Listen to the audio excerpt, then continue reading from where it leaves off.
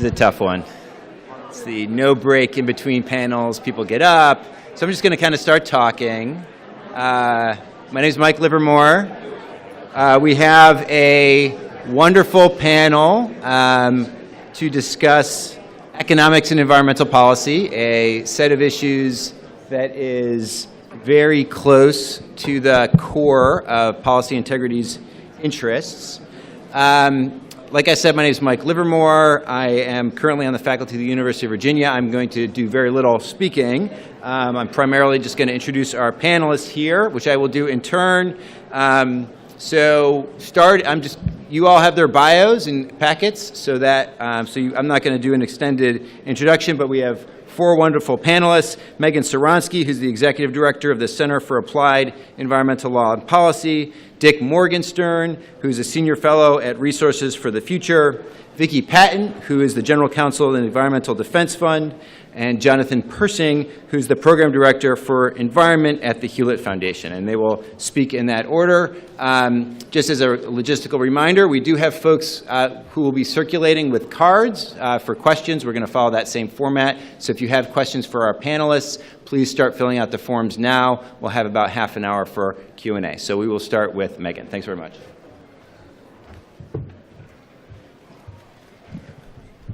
Hello, everyone. I want to start by thanking Vickie and the rest of the incredible IPI family for having me here today. It's always wonderful to be here, especially thank you for inviting me. I am not an economist. I feel it's important to make that confession up front with this audience. Even though I am not an economist, I am going to take the liberty of offering some thoughts on the very, very narrow topic of EPA, economics, and the environment. As a non-economist, I have to confess that I do not love economics as an art form or as an intellectual puzzle. I am interested in economics purely from the perspective of what can economics do to advance environmental protection. And what I deeply appreciate about the work of the Institute for Policy Integrity is the rigor that they bring to this question and really the unflagging devotion and just tireless pursuit of this question of how can these tools be applied in a way that is making everyone better off. So thank you all for that work. This is a strange time in which we live. And one way to appreciate its strangeness, if you needed another one, is to actually think about this topic of EPA economics and environmental protection. If we go back in time 10 years, and I love the fact that Kathleen Frangione was here. If we go back in time 10 years, that will bring us to the massive effort to pass the Waxman Markey climate legislation. And in that effort to pass the Waxman Markey climate change legislation, the Clean Air Act played the role of boogeyman. So just to refresh your memory, a boogeyman is a mythical, evil creature that is used to scare children into behaving better. So we said to Congress, if you do not pass this legislation, the Clean Air Act is coming. And you heard these terrified squeals around the campfire as the children were very afraid of what would happen. Waxman Markey would offer this economically efficient, economy-wide, not really economy-wide, but economy-wider approach. It will be market-based. We'll put a cap on emissions. There will be trading. We will get the most cost-effective emission reductions. We'll have an offsets program to even get more cost-effective emission reductions. If you do not pass this, the Clean Air Act will come and it will rain down horrible, inefficient, command and control regulations upon all of you. We did not pass the Waxman Markey legislation. We could not convince enough conservative members of either party that they wanted to use these economically efficient, market-based tools to address the major environmental issue of our or any time. We then spent the next 6 years unmasking the bogeyman, who was, as it turns out, reasonably cute and cuddly. or at least very keen on efficient market-based approaches to address greenhouse gas emissions.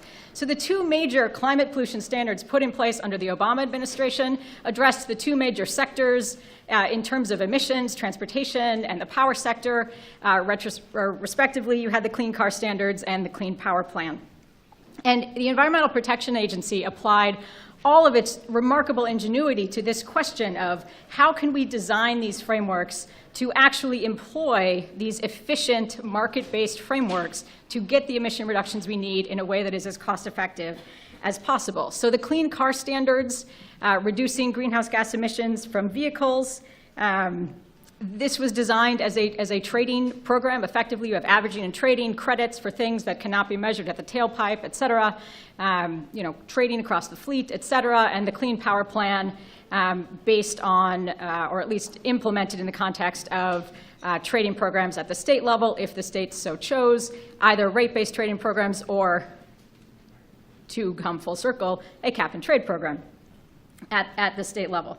So if we move forward to today, today we are in the middle of 2 public comment periods. This administration has put forward a proposal to roll back the clean car standards from model years 2020 onwards. The auto industry has not publicly sought this rollback. They instead have talked about how they want more of this market-based flexibility. What they would like is more credits for the things that you can do to reduce emissions that are not currently reflected in the program. Perhaps, we are going to put on this technology that's going to reduce traffic accidents, and when we reduce traffic accidents, we reduce traffic jams, and when we reduce traffic jams, then we reduce emissions. Credits for things like this. The Trump administration has not only failed to propose additional flexibilities and these market-based mechanisms under this program, they have actually proposed taking some of the core flexibilities out. So part of that program was looking at reducing emissions of very highly potent greenhouse gases from the air conditioning systems in cars, either by trading the actual refrigerants that you use for ones that are less potent greenhouse gases, or by reducing the leaks wholesale. That framework has been strongly supported by auto manufacturers because it allows them to find the most cost-effective ways to reduce greenhouse gas emissions from vehicles. Everybody's goal. And perhaps even more remarkably, in addition to trying to pull that framework out of the program, the Trump administration has said these very disparaging things about having a flexible regulatory framework at all. Like, these credits that you're getting for these, they're not real. It's like, really? Like, they're not? Okay. So that's what's happening in the context of the car standards. The second regulatory proposal that folks are now providing public comment on is the proposal to replace the Clean Power Plan. Under EPA's new proposed interpretation of the best system of emission reduction for greenhouse gas emissions and power plants, under the Clean Power Plan, as most of you remember, the best system of emission reduction was determined to be a combination of improving the heat rate or the efficiency of coal-fired power plants in combination with shifting generation from higher emitting generation sources to lower emitting generation sources, because you do not care how your electricity was made as long as it is in the outlet when you need it. So this was basically a shift from coal-fired power generation to gas-fired power generation, and from coal and gas-fired power generation to renewable generation. That is the framework that was actually being used by power companies and states on the ground to get reductions not just of greenhouse gas emissions, but of also other pollutants from the power sector. And then in that context, the EPA said to the states, here are the emission reductions we need you to get. You can do this using a rate-based trading program, or you can do this with a mass-based trading program, a cap-and-trade program. Now, EPA proposes to find that the best system of emission reduction, that's the statutory language, cannot involve an approach that is not based on a physical or operational change to the power plant itself. And has proposed to find that the best system of emission reduction under their new statutory interpretation is just the heat rate improvements at the coal-fired power plants, if the state finds that any of those look appealing on any time frame the state chooses to propose. So let's leave aside the pathetic and unlawful failure of this proposal to actually identify a best system of emission reduction, or to meaningfully address the danger to human health and welfare that is posed by greenhouse gas emissions from existing power plants, as they are obligated by the law to do. Let us also leave aside the question of whether or not their new interpretation of the statute actually precludes a system like the Clean Power Plan or an analogous system. Let's focus on the fact that this administration is making the argument, voluntarily, that the Clean Air Act does not allow the use of economically efficient, market-based, flexible frameworks under the part of the act that will likely provide the foundation for climate mitigation policies for many years into the future, until that wonderful time when Congress acts. This is kind of remarkable. This administration will end soon. But the outcome of the coming litigation over this new proposed interpretation of the Clean Air Act could shape the nature of climate policy for many years into the future. Now, I would make what I think is a fairly unremarkable argument that this idea of how you can get emission reductions using averaging, using trading, using these flexible market-based approaches is the greatest gift that economics has given to environmental protection. In doing so, you have a system that is flexible for the regulated sources. You ensure that you're getting the most cost-effective emission reductions. And because you can get emission reductions more cheaply, you can actually get more emission reductions and more environmental protection. And I'm deeply grateful that this innovation came before the onset of the initial serious attempts to mitigate climate change, a problem that is particularly well suited to this approach because of the large number of sources that are a source of emissions, because of the need to provide that certainty and that market-based regulatory signal for the development of innovations in emission reductions, because of the scale of the emission reductions that need to be achieved, because of the deep interconnectivity between fossil fuels and the world economy, and because of the very important fact that every ton of greenhouse gases that is emitted has the same effect in terms of mitigation on climate change, no matter where you are reducing it, if we leave aside airplanes. So my gratitude to the economists who came up with these ideas, my gratitude to the conservative Republicans who put forward these ideas initially as policy frameworks. But remarkably, in this strange world that we live in, we have a Republican administration rolling back market-based, economically efficient environmental protections and replacing them with less flexible command and control frameworks. And we have these two competing visions of what is possible under the Clean Air Act. And these visions are swiftly heading to court.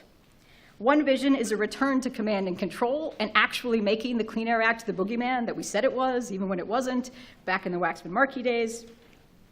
Under that vision, should it actually become ensconced in the law, which is not certain, right? These cases could decide that that's one possible approach and it's okay for EPA to have done it this time and we could take a different approach in the future. But if that approach actually becomes ensconced in the case law as the only possible way to do this, we are going to be left with a deeply non-ideal policy tool going forward. Under that framework, if we think about the best system of emission reduction for the power sector in the context of an administration that was actually interested in fulfilling the law and its moral duty to address climate change, we would be looking at, let's take a coal plant, let's co-fire with a bunch of natural gas. Let's co-fire with 100% natural gas.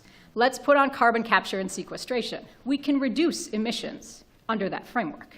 But it is not nearly as flexible or cost-effective as the alternative. The alternative is a system, a vision, in which under the Clean Air Act, the best system of emission reduction can actually mirror the way that the power sector operates in practice. The ramping up and down of different generation sources, the flexibility in terms of who was generating electricity at any one point in time, and optimizing that generation to reduce emissions.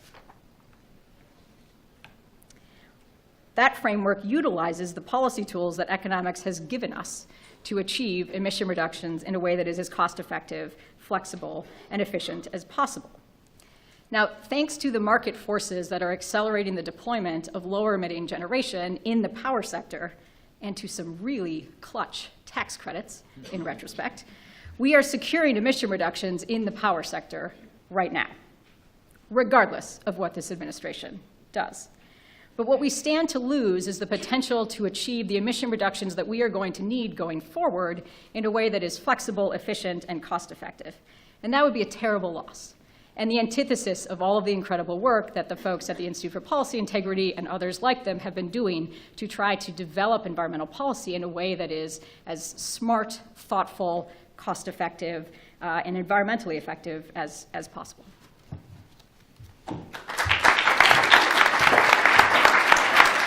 Dick Morgenstern. Yep, Dick Morgenstern at Resources for the Future. Thank you, Michael, and thank you, Ricky, for putting this wonderful event together. When I was putting together some notes for my remarks, I was thinking, gee, I need a title. What kind of title am I going to use? So I hastily wrote down Evolution and Challenges for Environmental Economics in Decision-Making. And then Michael said, well, you only have 10 minutes.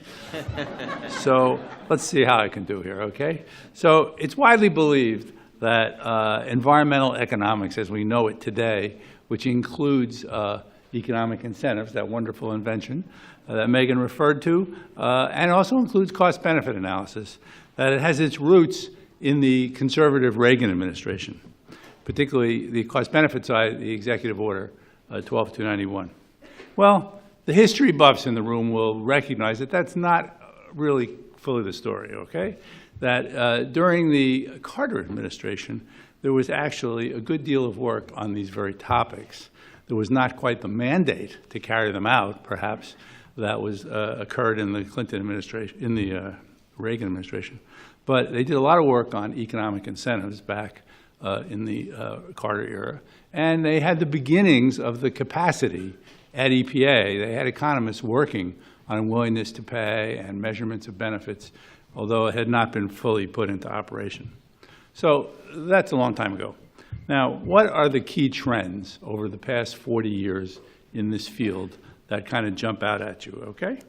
So I guess one of them is that the field of environmental economics has blossomed. It's gone from very, very, very small to a major cottage industry.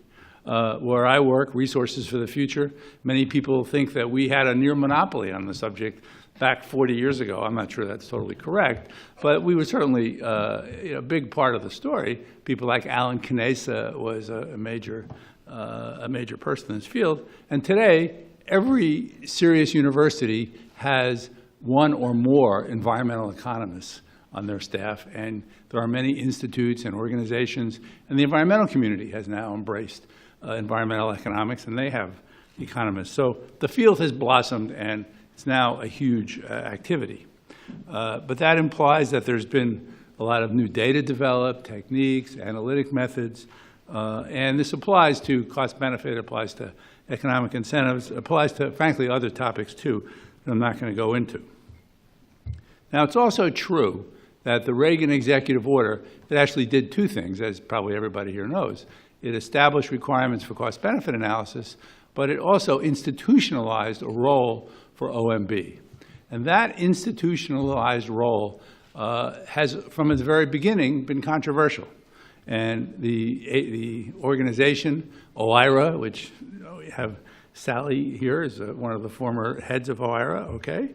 OIRA has existed over every president since Reagan, and it has, it's a complex story as to what it's played out. I guess the points I would make is that its role has somewhat waxed and waned across administrations. I would say that it had many effects, okay, on regulation, but one of the probably unintended consequences is that the institutionalization of OMB probably slowed the adoption of benefit cost analysis by the environmental community.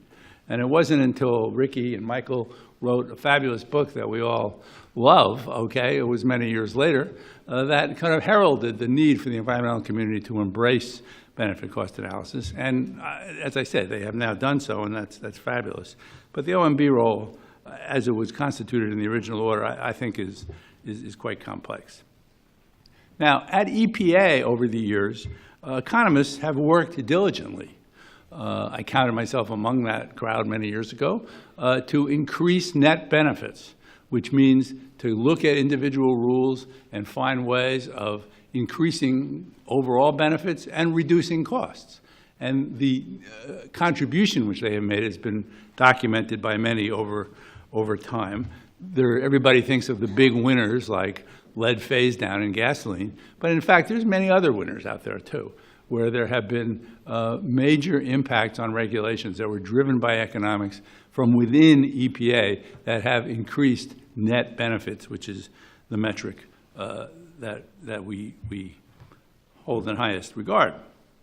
Now, in the early Clinton years, those of you who, again, are history buffs, you remember that there was a very intense debate about the fate of this executive order. Should it continue to exist, or should it be eviscerated?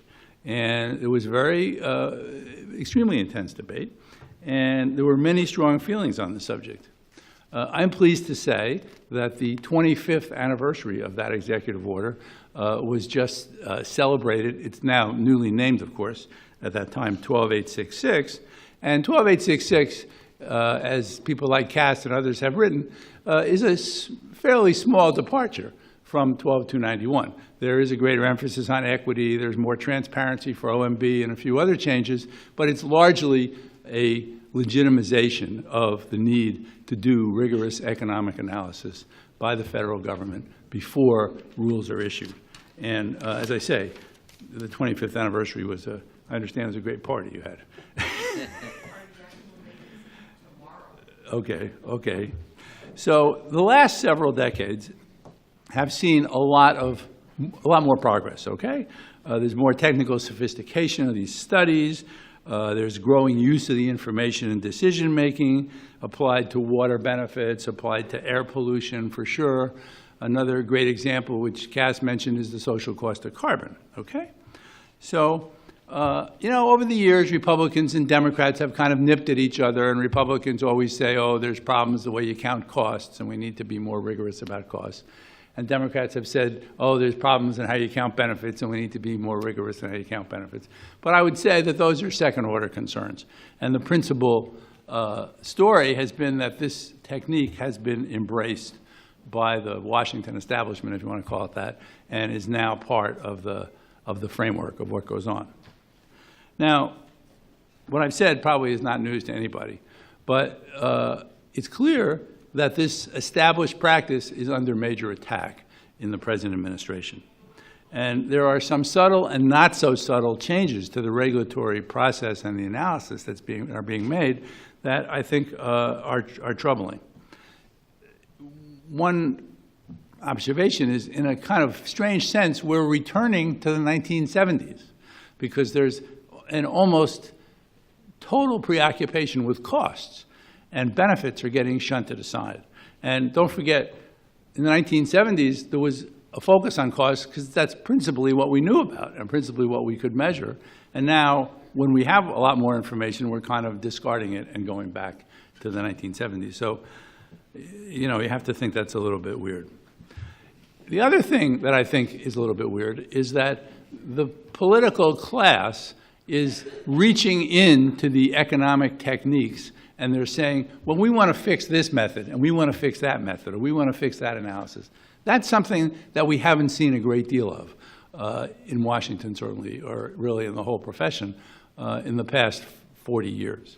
There are very, very few examples where politicians have actually said, oh, we're going to fix this thing called the social cost of carbon. And by the way, it's really easy to do it. There are only two variables we need to worry about. We're just going to torque them. We don't have to really defend it in any serious way. And suddenly, $42 number goes down to a few dollars, okay? So that's something that you can't, as an economist, you have to be kind of offended at that.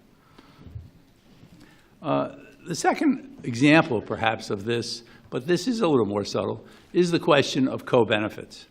And economists have played a huge role over the years in quantifying and helping to monetize the benefits, particularly of air pollution. That's been the strongest story, certainly. But, and the work that they've done is really fundamental to benefit cost analysis.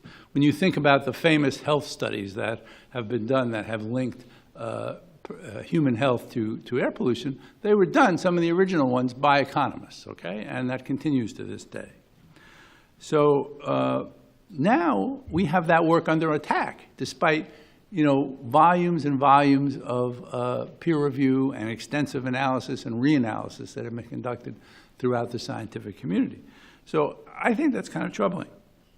Now, on this little point, I just want to mention one other thing, a little advertising here for RFF.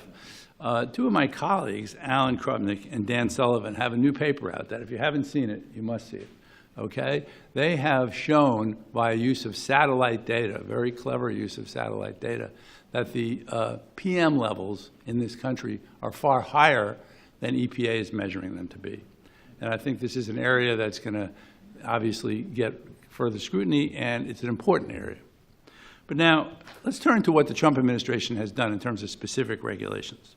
I'm going to touch on three of them: CAFE, the Affordable Clean Energy Standard, and the actual withdrawal of the Clean Power Plan. And each one of them involves some economic, not quite sure if I want to use the word shenanigan or not, but economic challenge, okay? So on CAFE, despite an administration that has come out questioning the use of co-benefits, suddenly co-benefits are really super important, because you've got to measure the rebound effect, and you've got to look at the congestion, and you've got to look at the safety issues, and those turn out to be disbenefits, and particularly the way they've measured them, and therefore those co-benefits are huge players in the rule. I think that's a serious problem. The second thing is the Clean Power Plan withdrawal. If you read that document carefully, and you don't even have to read it that carefully, it's clear that the focus is on costs. It's being withdrawn because the costs are high. The word benefits rarely is used in that document, okay? And how can you make, when you're operating under an executive order that was issued by Ronald Reagan and reinforced by Bill Clinton, how can you go ahead and say benefits don't matter? It just doesn't add up. And then if you look at the replacement, the Affordable Clean Energy Act, it's interesting. The word affordable, I don't know if this was intended by the authors, but the word affordable is actually what drives it. Because affordable was the kind of stuff we did back in the 70s when you thought about, we're only going to focus on the costs of environmental protection, and we're just not going to push the envelope too far and make sure people can afford to pay for it. And that's the criteria we're going to judge things by rather than benefits. So the Affordable Clean Energy Standard, essentially, to their credit, they did do a benefits analysis, okay? Let's be clear. They did do a benefits analysis. They chose an option that essentially leaves a lot, by their own words, a lot of foregone benefits on the table. Secondly, they used the already discussed social cost of carbon approach. And then there's a fairly lengthy discussion that even though they showed the co-benefits calculations, that sort of disses them and tells you why they really shouldn't be counted so heavily, and the threshold at which you should think about this should really be a lot higher, and these benefits are really way overstated. So on the one hand, they present the numbers, as I say, to their credit. On the other hand, they've kind of undermined their own activity. So to an economist, this seems like a pretty inconsistent approach to dealing with regulatory economics. In my last 60 seconds, I want to say one other thing to end on a positive note. So something that is in the ANPRM that I have written comments on and I support strongly is the importance of developing retrospective analysis of regulation. This is a topic that has been not totally ignored, certainly, but it's not been emphasized a great deal in the environmental field. And retrospective analysis, the aim of it is to look back at rules, see how they work well, see how they didn't work so well, and develop ideas for future regulations that can be used to strengthen them. I'll just tell you about one paper that I think is totally a fabulous paper. It was published last year in the American Economic Review by Deschen, Greenstone, and Shapiro. And it's about the NOx budget program, which was an emissions trading program in 19 eastern states focused on the summer ozone season. And what this paper does is it has micro data, okay, and it compares summer versus winter and regulated versus unregulated states. So it's a rather sophisticated set of comparisons that they're looking at there, okay? And they find, not surprisingly, big reductions in ozone, and they find quantitative calculations that there is actually prevented 2,500 premature deaths, okay, per year from this particular regulation. And even more interestingly, there is a huge reduction in defensive medication purchases, also known as principally inhalers, okay? And the value of the savings in inhaler purchases is approximately equal to the entire cost of the regulation, okay? This is a previously unthought about, certainly unmeasured benefit. It was never in the RIA that was done by EPA.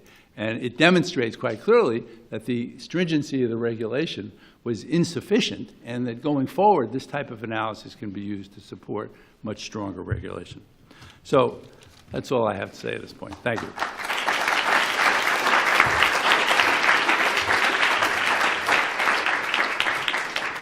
Thanks very much, Dick. Vicky Patton. I'm General Counsel at EPA. Sorry for this, it's a little tight up here. Yeah, thanks. Sorry, at EDF. Yeah. Someday. Yeah. Good hope. In 2008, Judge Betty Fletcher was reviewing a policy advanced by the George W. Bush administration that provided for very nominal improvements in fuel economy. The policy action assigned a zero value to the societal stakes for mitigating carbon pollution. The Department of Transportation had a responsibility to set maximum feasible standards under the relevant statute, the Energy Policy and Conservation Act. It interpreted that responsibility as providing for a cost-benefit analysis. And it said when we're looking at the societal benefits of improving fuel economy and the commensurate sort of reductions in climate pollution, the answer is zero. We're assigning a zero value. A number of advocacy groups submitted comments laying out in extensive detail the science and the economics that actually showed that you could assign a monetized value to each ton of carbon pollution that is mitigated.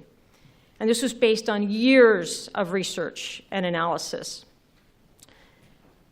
Judge Fletcher looked at that record and looked at the administrative agency's own recognition that it was carrying out its responsibility, weighing sort of societal benefits and costs, and said, you have inappropriately put your thumb on the scale to distort your responsibility.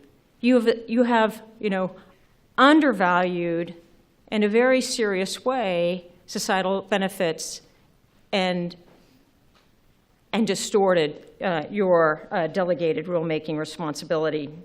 She struck that down, and that decision really catalyzed a recognition that within the framework of a consideration of societal benefits and societal costs, we've got to make sure it's thorough. It's got to be extensive. It's got to be fair and fulsome and complete.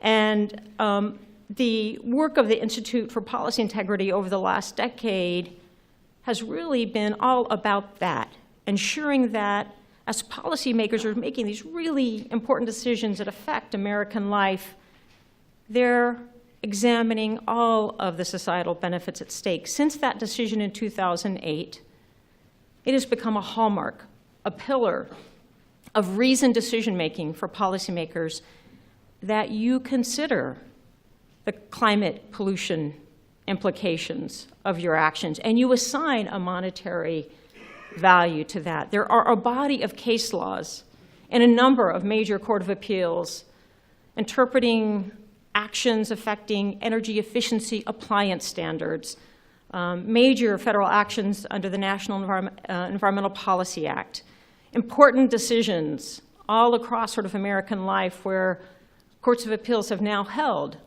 that this is required as part of rigorous decision-making. States all across the country are now looking at incorporating the consideration of climate impacts and the costs, the societal costs of carbon pollution into their decision-making. It's a reminder that when we think about these issues in a multidisciplinary context, when we think about sort of economics and science and law in an integrated way, it is really powerful. It can have a tremendous impact. And we've seen that impact in the actions of the current administration, because that rigor, that commitment to science and economics and law underpins a number of major policy actions that are now the subject of rollbacks, that are now the subject of change and attack. And so we've seen that judges reviewing those actions have looked at the underlying record and concluded that those rollbacks are flawed. In February of this year, Judge Orrick in the Federal District Court in the Northern District of California enjoined the Trump administration's suspension of oil and gas methane waste prevention standards on public lands. These are public and tribal lands where the Bureau of Land Management has had modest measures in place to require that oil and gas operators really do their fair share in not wasting what is fundamentally a public resource. And they took this action, again, putting their thumb on the scale. This was a one-year suspension, and the Trump administration assigned all of the cost savings and said, wow, we're going to suspend this for a year and we'll have cost savings for decades. And in the benefits analysis, they assigned the benefits of mitigating air pollution for 1 year. And so Judge Orrick looked at this and he said, this is, again, putting your thumb on the scale to distort the proper consideration of societal benefits and costs, and struck it down. You can see that rigor and transparency are resilient, that having multidisciplinary economics, law, and science underpinning these policy decisions in a rational world makes it very difficult to overturn them without a compelling sort of analysis to support those kinds of reversals. Megan Ceronsky talked about the changes to the Clean Power Plan. One of the major aspects of the change that the current administration has proposed indicates that, in their own analysis, their own supporting sort of economic analysis, that there will be 1,000 lives lost every year as a result of this shift in policy. That has sort of engendered some reporting and some public conversation. That will also be a central aspect of the legal challenge to this reversal in policy, that the US government is putting in place a shift, a radical shift in policy that by its own admission shows that 1,000 lives will be lost every year. That makes it very difficult in the face of a world where you have to undertake the real concrete analysis of the health impacts, the environmental impacts of your action, and you have to make those transparent. It makes it very difficult to justify radical shifts that don't withstand that kind of, ultimately, that kind of scrutiny. This is a difficult moment in American life. The actions and the debate in Washington unfolding right now, today, really underscore, it underscores that history is not preordained. We fight for history. For those of you who need a little hope at this moment, I urge you to read the interview with Justice Ruth Bader Ginsburg in the February 2018 Atlantic. That is someone who has looked over the horizon for a long time and made a sustained difference and fought for change and fought for hope. As we look over the horizon on these important issues that the Institute for Policy Integrity and that affect American life, there are a couple of key things to note. Dick Morgenstern mentioned this debate over kind of the retrospective review of regulation and regulatory policy. Much of that debate right now centers upon reviewing in a retrospective way, looking back at regulatory policy through the lens of excessive costs. We also need to make sure we're looking back at regulatory policy through the lens of opportunities to secure greater public health and environmental benefits. It's not just a single sort of examination. We also, as we look over the horizon, need to be aware of regulatory reform cloaked as, and really as a Trojan horse. In the last few years, there's been a big push for regulatory reform under a statute, under a bill called the Regulatory Accountability Act. The Regulatory Accountability Act would require essentially trial-type hearings for regulatory agencies to adopt regulatory policies under the guise of regulatory reform. Beware sort of the Trojan horse that is cloaked as regulatory reform. We also need to beware of the debate over co-benefits. Right now, one of the major debates in regulatory policy is the extent to which, when you're mitigating the harm associated with one pollutant, for example, if you're addressing the mercury and the arsenic and the acid gases from coal-fired power plants, is it appropriate to also look at the lethal particulates that are being mitigated because of the technology that's going to be installed to reduce those other contaminants, those other air toxics? This is a huge, major debate sort of unfolding right now in American life, and how it's resolved will have lasting consequences for the protection of human health and the environment. There is a Supreme Court case where the High Court looked at the inverse question, where industry was before the United States Supreme Court saying, we are worried that the Environmental Protection Agency has established these new health-based standards for ground-level ozone, tropospheric ozone, and didn't take account of the fact that when ground-level ozone is reduced, there could be increases in skin disease because of ultraviolet radiation. And the court said, yes, you have to consider all of the adverse impacts of salutary, positive public policy action, and and remanded that to EPA to take a look at those issues and to see if the standard needed to be adjusted in any way. It cannot be the case that we can't also take into account the co-benefits, right, of those same sort of public policy actions. That we can't say when we're reducing mercury and arsenic and acid gases from coal-fired power plants through methods and technologies that also save lives and in terms of respiratory particulates, that doesn't matter, that doesn't count. And then the final and major issue that we need to be thinking of as we look over the horizon for the next decade is thinking about distribution of costs and benefits. There's a huge focus on aggregate, right? But we all know that for far too long, there have been many communities all across America who've borne the heavy burden of pollution for far too long. And that matters, and that needs correcting, and the distribution of the harm associated with air pollution matters and needs to be addressed and needs to be counted. We also know that the costs get distributed in important ways that affect American life. There is a transition happening in America in the coal industry.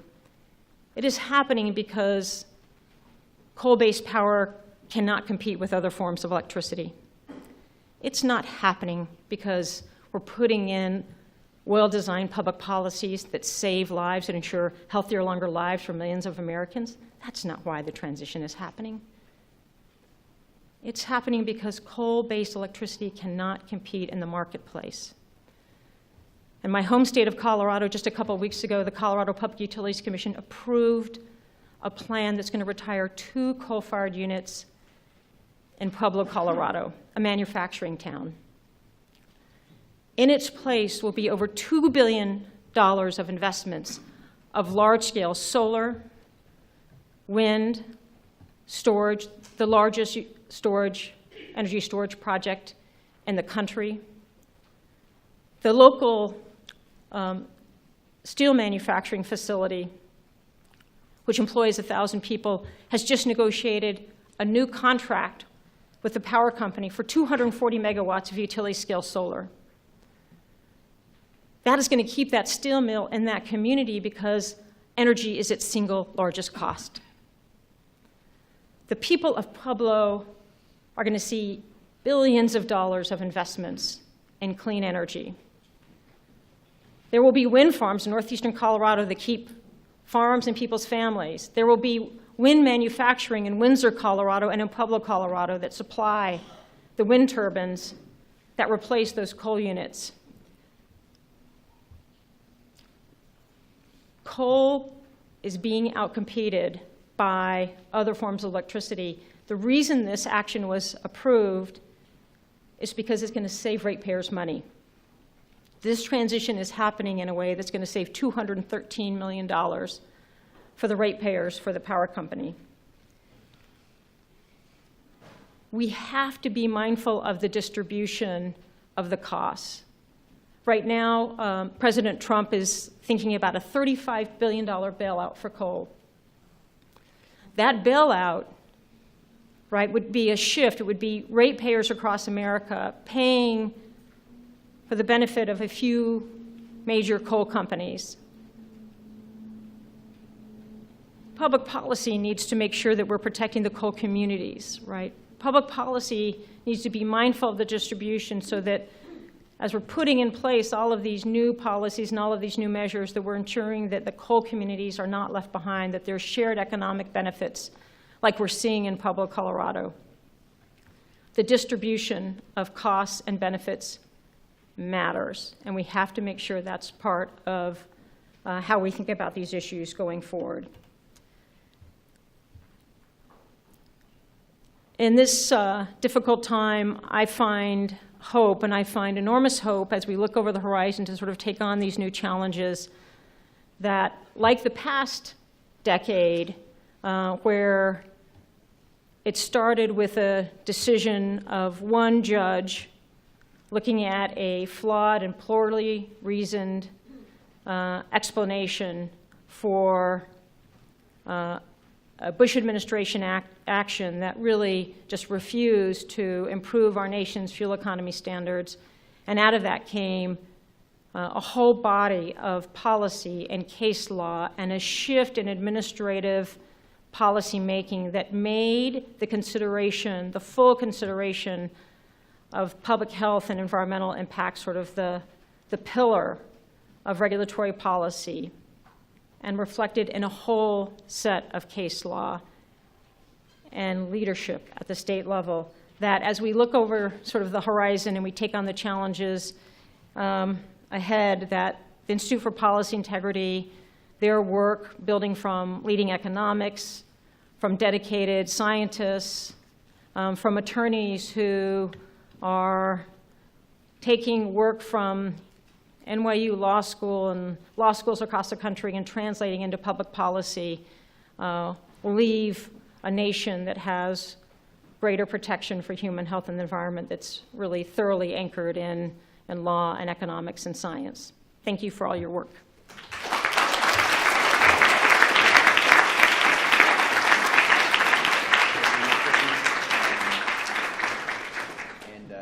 Last is Jonathan Pershing at the Hewlett Foundation. So thanks very much. Ricky, thanks very much for inviting me. Michael, it's great to be here. When Ricky invited me, I said that I was neither a lawyer nor an economist, and so it was rather unclear why I'd been offered a slot on this rather prestigious panel. And I'm still not entirely clear why I'm offered a slot on the prestigious panel. And I'm actually going to come at it from a rather different place, because the things that I worry about actually are orthogonal, connected, but a bit orthogonal to the conversation. I come at it from a scientist's perspective, and I think that shifted over time as well, and that's also a place that the Institute has engaged, and it sought to bring that perspective back into the system. So I wanted to start off a little bit, again, I think as Dick did, with a bit of history. And earlier on, there were others who were also, I think, here, I don't see any longer, just looking at some of the market discussions. So Dick talked a bit about some of the earlier history. I want to start off with the Climate Convention. We ended up in the context of developing that convention, and I was involved, as a number of other words, in the early 1990s in thinking about the structure. And we had not a great deal of certainty on the issue of climate change. At that point, the most prestigious insight that we had was from the first IPCC assessment report, and it said, well, the balance of evidence looks like we've got a problem. Well, that doesn't give you a great deal of collective confidence. And so to a certain extent, the kind of language that we came up with in the legal treaty that we adopted, and that was in fact passed by the US Senate, remarkably, we actually passed a treaty with overwhelming support. I had lunch last week with Bill Riley, who was the person who testified on behalf of the administration in that particular hearing. But we came up with rather general language. And the language essentially said we should strive to keep emissions below the levels they were in 1990 by the end of the decade. That's a pretty soft exhortation. But fast forward, and we then have a fair amount of additional information. By the time you get to 1995, we have another IPCC assessment report. The global community is much more confident about where we're going, and we now have specific concerns. But here is where the politics enters, and frankly, I would submit that this is an area that we have not yet adequately addressed in our somewhat more pure economic thinking. And the politics here played in such a way that it was not about who had the absolute emissions or necessarily where they would go in the future. It was a question of who had political power and how you could exert that and who wanted a deal and what form the deal might have taken. So the Kyoto Protocol, adopted in 1997, applied only to some countries, not to all countries. It applied in part because the European Union was prepared to take on significant obligations and move forward in that framework, and the United States really wanted an outcome and accepted that agreement. It was not because it was the optimal agreement, although there were components in it that were decidedly optimized. And again, I look back at the market structure and a model built on a US vision that comes back to the convention that was applied in other contexts, building off the earlier Clean Air Act work. That, too, was enshrined in the agreement. Interestingly enough, the party with the most interest in the cap-and-trade system ultimately became the party that began with the strongest opposition. The European Union, not long after that, ended up with a cap-and-trade program. The United States, the strong proponent, ended up with a regulatory system. It's a rather remarkable turnabout in terms of where things are. Fast forward again. The politics intrude. We end up more or less withdrawing from the Kyoto Protocol. We then have a new change in administration. Again, we come back under the Paris Agreement. This time, markets are no longer quite as prominent in the structure. Now what's prominent in the structure is a vision that it has to have all parties. But you know what? Most parties in the world don't believe the market works in their favor. So while there is language that opens up the door to a market vision and a market structure, the agreement under the final deal in Paris mentions that, but it's in rather oblique language that, unless you're quite sophisticated, wouldn't leap out as you as a framework that you would apply and say, here's my market, go at it.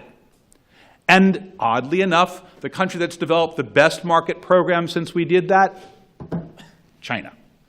So here you have some remarkable evolution in the process. The US insists that market are right, and we've heard from our panelists earlier, well, we're a little wishy-washy on how you might implement that vision.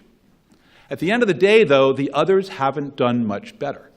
And to me, the question that I think we have to raise is the market structure that we've outlined one that has these optimal solutions, one that gives us these least cost scenarios, is it politically tenable? The numbers speak to a certain extent in a pretty loud voice. I worked in the period between the Bush administration. I was hoping it would be a shorter period, but I worked at the World Resources Institute. And one of the things that I ended up doing was facilitating the negotiations at RGGI, a fabulous market system, an effort to try to bring together a process in which the states would design a collective action. How are they doing? It's about $5 a ton. All right, I then decided, let's go work on California. Here's a progressive place. Fabulous set of things are going on. How are they doing? Fabulous, about $15 a ton. I was at the International Energy Agency at the time where the European Union was designing its market structure, and we worked extensively with them in the design of that vision. They were progressive, they were active. How are they doing? Oh, they're a bit ahead of California. They're at 15 euros a ton. So a 20% increase. it is not obvious that we're coming close to what we have to do. So let's back up and take a look at what we might do as a different model. Let's look at the modeling scenarios, at the way the world has approached this from a modeling perspective and where it might go.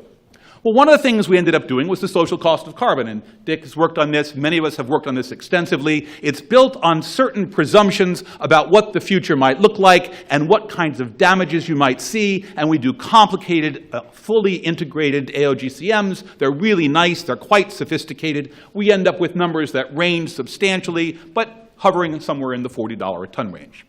So the first thing we can say is that 15 is radically short of that. The second thing we can say is that nobody's at 40. The third thing we can say is those models are deeply flawed. Why are they flawed? What kinds of things did they not consider that we ought to have looked into? Well, it turns out when we did some of the original modeling, we had certain expectations around technology growth. They've largely been wrong. We've had some extraordinary advances. I've moved to California. We had a big meeting last week, a week before last, called the Global Climate Action Summit, hosted by Jerry Brown, and a great number of the cohort involved in that conversation were people looking at the technologies that when I began working on the climate file didn't even exist as a glimmer in my eye. Right? I went and had a big meeting with the folks at Salesforce who can do things with data that I couldn't even imagine doing, and I worked on a Wang computer system at the State Department in 1990, and if you haven't seen a Wang system, you don't want to. It's remarkably, remember the orange cursor? You know, it's a long time back, we didn't have a Salesforce in our future. That wasn't in the model. We had no vision that the price of renewables when we began that work would be so much cheaper than the price of coal. That wasn't in the model. Yesterday, I had some information. I've been here for Climate Week, which is part of the UN conversation, had a series of discussions with some other folks. Dalmia, which is the largest cement company in India, now has the capacity to manufacture cement with zero emissions. That didn't exist. It's not in our models. We don't know how to do that. Are they right? They think they're right. There's some new assessments that are being done by the cement industry which look at the stress tests for that cement. Interestingly enough, it performs as well, if not better, on corrosion, on resistance, and on compressive strength. This is not in the model. So at one end, the model did not give us any sense of the potential on the upside. On the downside, the model didn't value the consequence of the loss of Tuvalu, or the loss of the Marshall Islands, or the loss of Miami. How do we account for that? Well, that was somebody else's problem, and on average, don't worry, it's not a huge risk. We didn't take it into account. None of these are fatal flaws. Had we applied a $40 a ton model and imposed it, and our price has gone there, I'm actually quite convinced we would have solved a great number of these problems, but they didn't fix the politics. And to me, the politics become one of the central elements that are not adequately addressed in our nice theories, either on the legal side or the economic side. So I want to come back to one last piece on the economics and where it might take us.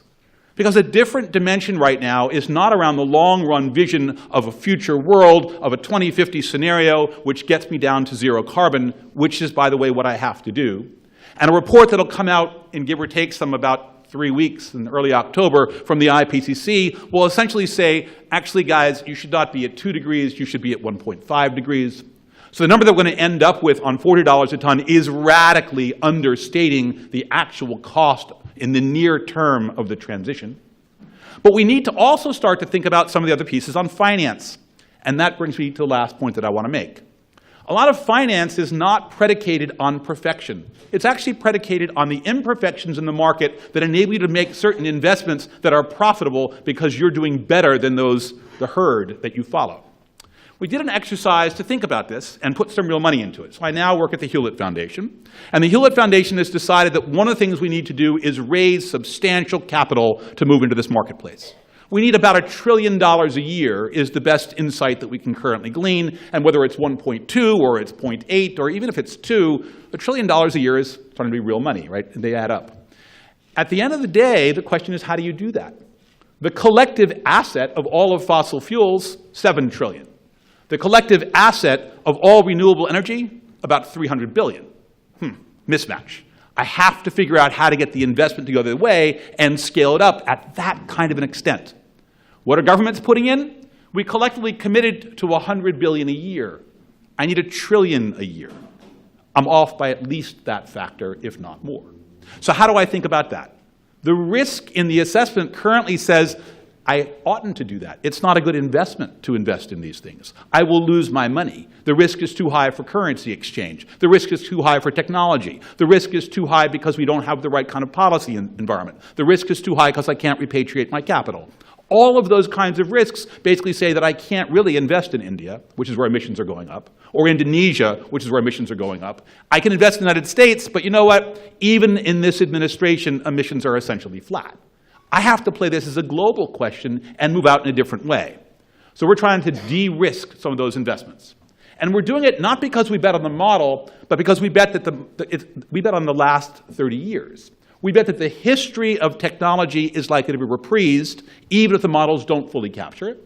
We bet that countries are likely to take action, even if it's not optimized. We bet that in some ways, if you go down the wrong road, we can't sustain or afford that, and therefore we should find other scenarios.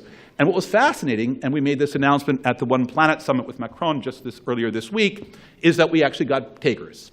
So the Hewlett Foundation, joined by the Grantham Foundation and IKEA, put up some money. And we have commitments from the development agencies in France and some Germany. And we've got BlackRock buying in with us to create a new fund. That's not exactly a modeled approach. It's not exactly an economically efficient approach, but actually might help us solve the problem. And from my narrow little window as a US negotiator, as looking at this from some historical perspective, I'm willing to take that last. I like the optimized scenario. I use it in my thinking. I use it as an input to help me understand where the world might go and what I have to avoid. But then I try to look at the practical solutions of what I can do. And to me, that's a pretty wide open field. And boy, we'd love some input on that. Thanks.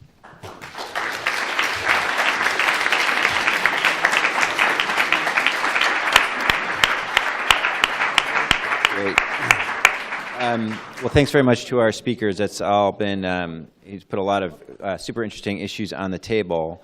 So, by the way, we have folks coming around. If you have questions, feel free to put them on index cards. I'll go through those and ask some of those. But just to kind of get us started, you know, one of the themes that several folks have raised is this kind of ships passing in the night, like element to American politics and environmental economics over the last, say, 30 years. That there was a period of time when cost-benefit analysis and markets were embraced by kind of more conservative folks and folks in the Republican Party, really championed by folks in the Republican Party.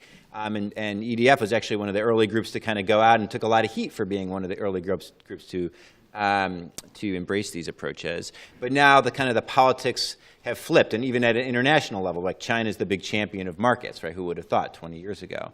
And so I wonder if we could just kind of think about what might explain that. It's a bizarre phenomenon. It's very strange. It's striking. What accounts for it? Is it just a naturally occurring political process? Is it specific choices that were made by leaders at different times? Is this a strategic thing? Is it something just happened in the background? So I put that to the panel for your thoughts on that. Maybe start with Vickie, just because she's furthest away from me. I think, pendulum swing and some of the dichotomies that you described are in large part really, I think, part of the policymaking process in that there have been kind of these repeated efforts to try to forge common ground on some really important sort of major transformative policy, and a thinking that if you could design public policy in a way that was more efficient and achieved important public health and environmental protections, that would be a way to sort of to break through the logjam and to secure these outcomes.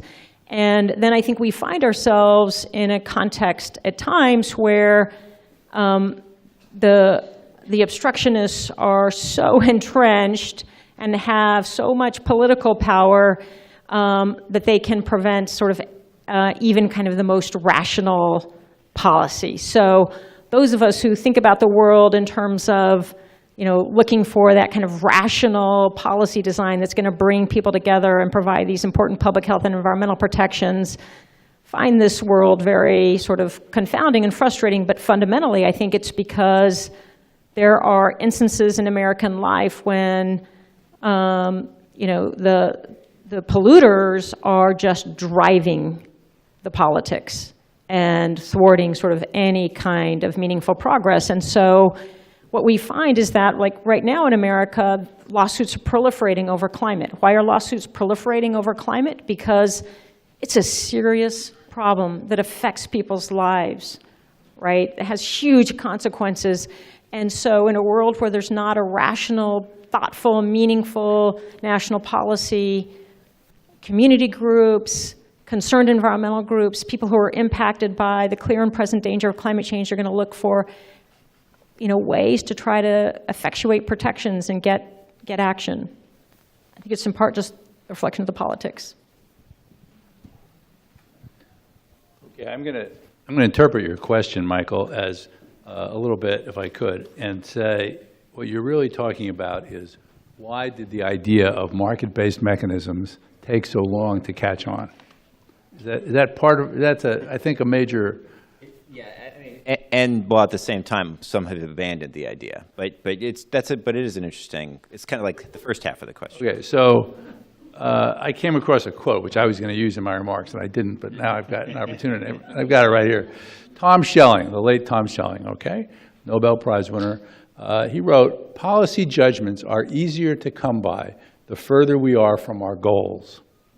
If there are only two directions, we know which way is forward, and there are limits to how fast we can go, no fine discrimination is needed. We can worry about how much is enough when we get close, if we ever do."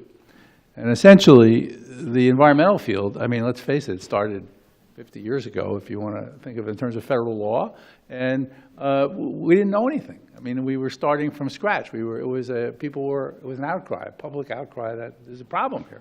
And so you don't need economists to do that. You really need somebody who just knows how to move forward. That's all you got to do. Move forward in a somewhat practical way. I mean, and that's what I think the first decade or more of environmental protection was. And then over time, I think a lot of people realized, well, gee, I'm not quite on board with this. And, or maybe there was some overreach occasionally.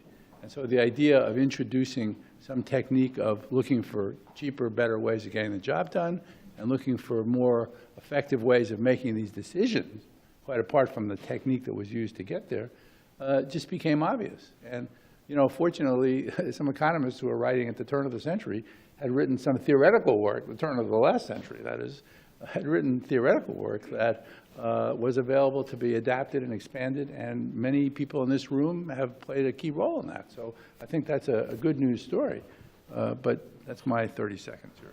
I just want to add one thing to what I commented on earlier, which is that I'm not entirely persuaded that people are making irrational decisions here. We kind of accuse them of being blinded and not paying attention, and that the greater good should actually hold. But I was persuaded, and I think Cass is right in many of the ways he thinks about it in terms of what information does and where you take it. But if I look at the average, I can still drown in a 3-inch stream if there's that deep pool. And if I'm the person whose plant is closing and whose coal factory is being shut down and it paid a union wage and the job that I can get is at McDonald's, which pays 1/4 as much with no benefits, I'm actually okay with that coal plant. And I'm okay with thinking about that. And you can tell me to move to California because it's sunny and bright, but I don't have a community that lives there that when I don't find a job will get me food, and will have a church community to which I belong, and will have a process and a place that I've lived in and my family's been in for 5 generations. That model is not being taken into consideration in our economic thinking, and to me is a fundamental issue. That's why it's so persuasive when folks who do have their ox being gored, who do have money, and who apply that money, find an active listenership. I got my own. So those were all, I think, extraordinarily insightful reactions. I will just add a couple of very small points. I mean, one is that things haven't shifted as much as we are presenting them to have shifted, in that there is still deep unease amongst much of the left about market-based policy mechanisms, and that doesn't appear to be going away anytime soon. Two, I gave this very simplistic, sort of for the sake of humor, framework earlier about how we couldn't get the conservatives in the two parties to elect this super economically efficient market-based solution. Of course, the answer is to that problem is not that they don't like economically efficient market-based frameworks, they were not convinced that they wanted to take a vote on climate change that was going to carry costs in the near term. And we still have a political system, it's called a democracy, where people get elected in the very short term. When those costs are short term, climate change is a really hard political problem with our political system. China has it a hell of a lot easier than we do. That is not a joke. They have it so much easier than we do in terms of actually dealing with climate change. I mean, we could also have benevolent dictators. They would also have it easier. We have democracy, so we have to deal with that. And part of what happens in our democracy, in modern American politics, is it's oppositionally defined. So once cap and trade and climate change became defined as a Democratic Party priority, it automatically became defined as something that the Republican Party was going to deeply oppose. And I don't know how to fix that. That is the nature of our presidential sort of head of the party system that we have right now. And so I think that answers a lot of it way down. And then just to return to, I think, the really provocative thoughts that Jonathan was throwing out there, that we live in a world where we have to not be focused on the perfect and the ideal policy, but how do we optimize the suboptimal situation that we find ourselves in, which is what the Obama administration was doing for 8 years, trying to make existing authorities work. It's what we're all doing in our work when we try to deal with the world where, it might be that a renewable energy policy is an easier thing to sustain politically than a much more cost-effective, economically efficient policy. And part of that is we have to change the politics, and part of it is we use whatever we can at any particular moment. But for me, what I keep coming back to in the context of market-based mechanisms is the scale of the problem that we have to deal with here is so massive. If you think about chemistry, like what is the activation energy of like actually getting the reaction to go to the other side? When you're talking about lower cost ways of addressing the problem, it's a lower activation energy and easier to sustain that reaction going forward, because that's what we have to do. We have to sustain action over the next 30 years in order to actually fix this problem. And so I think Jonathan has posed a really challenging and important question about like, when do we have to give up the ideal and actually go with things that are going to make more of a difference? And while at the same time, I think, continuing to try to make sure that whatever the downsides are of whatever track we're on, be they cost, be they politics, be they whatever, we're trying to minimize those so that we can sustain the response. Great, thanks for those thoughts. Just to turn to some of the questions in our pile here, we'll only get to a couple of them. But so one question is whether the way that this administration has proceeded on cost-benefit analysis, on its kind of regulatory agenda, will ultimately undermine the legitimacy of cost-benefit analysis going forward. So if it becomes the case that the public views cost-benefit analysis as easily manipulable, kind of a sham story that's told ex post to justify decisions that are made on other grounds, and maybe some for the worst possible grounds, that it just loses its legitimacy, and then in the next administration, even if they were disposed to use cost-benefit analysis, they just might not find it to be particularly attractive politically, or they just might come into office and not feel the kind of need to justify themselves in terms of cost-benefit analysis, because it's just, again, has lost that legitimacy with the public. I'll take the first shot here. I think it's certainly possible that this is going to undermine the legitimacy of cost-benefit analysis. But in the end, I guess, there is a body of credible experts, okay? And the credible experts can and do legitimize these analyses, not every day in every way, okay? And, for example, on this ANPRM that was released recently, large numbers of economists have written in saying that this is ridiculous, okay? That taking co-benefits out of the game is nonsense, okay? So the administration is not going to have the legitimacy to do that.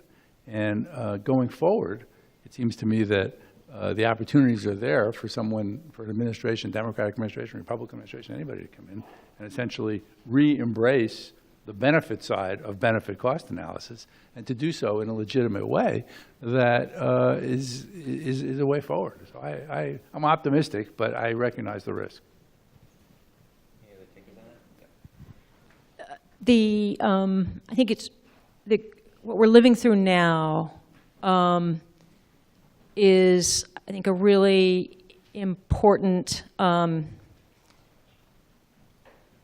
example of what happens when policymaking is not rational, when it's transactional, right? When people who have just people with very narrow access to power have full sway over whether human health and the environment gets protected. Just one small example, Scott Pruitt's final day in office late on a Friday, he issued a memo that categorically provided that the Environmental Protection Agency would not enforce pollution limits on diesel trucks that address a particular class of diesel trucks where you take an old engine, 10, 15, 20 years old, and you put it in a modern frame. Those old engines emit lethal particulates at 450 times or more of modern clean diesel engines in transient conditions, and we're subject to modern pollution limits adopted in 2016. He said, we're not going to enforce those modern pollution limits, just categorically. Didn't support it with any analysis, didn't support it with any explanation, has huge impacts on the health and well-being of all across America, including communities that have for far too long borne the heavy burden of diesel exhaust and diesel pollution. We filed legal action, and within 24 hours, there was an administrative stay. I think when the American people, I think when judges, I think when, people see what the alternative is, which is a policy decision that was made to serve the interest of one company in Tennessee that has as its business model putting polluting diesel engines in a modern cab and had special access to Scott Pruitt, and they see that kind of corruption, I think it moves us toward a world where we want better analysis and we want more transparency. At the same time, we need to be really, really thoughtful in how we're prioritizing sort of America's public health and environmental, priorities, so that we don't have a world in the next administration where, in any way, shape, or form, we are not addressing sort of the clean water crisis in America. We have got to sort of make sure that in all of our conversations about environmental and public health priorities, we are taking actions that are just central to the lives of all Americans, including communities in Flint and communities in Alabama and all across the country that have lead in untenable concentrations in their drinking water. So I think it'll be a more rational world, and I think it'll be a world where we're all going to be challenged to make sure that we have priorities in our policies that are addressing urgent crises. I could just add one small comment from the international perspective. One of the things that I am struck by is how much the world used to follow the United States, and how much and how quickly that shifts. So there's a negotiation currently underway to finish the rule book for the Paris Agreement, which is the details of how transparency works. And at this particular moment, the United States is pressing, frankly, for what it's always pressed for, because there's been nobody home to give any different guidance. And so the administration is basically taking the line from the last 3 administrations. But the rest of the world has now said, we don't believe you anymore. We don't like you. We're not going to do what you ask us to do. The fact that it may be consistent and rational, we have a different set of agendas that we are pursuing, and there are some real things that we, and take a China or a Saudi Arabia or an India, these are not our priorities. They may have been your priorities, and we'll get locked into a deal that because we have a less forceful and less clear position domestically will redound to a global change to our disbenefit. Okay, great. So, well, not great, but moving on. So we just have a couple more minutes, so let me just offer one final question, and maybe we can just do, and this is a hard question, actually, so we'll do short answers to hard questions.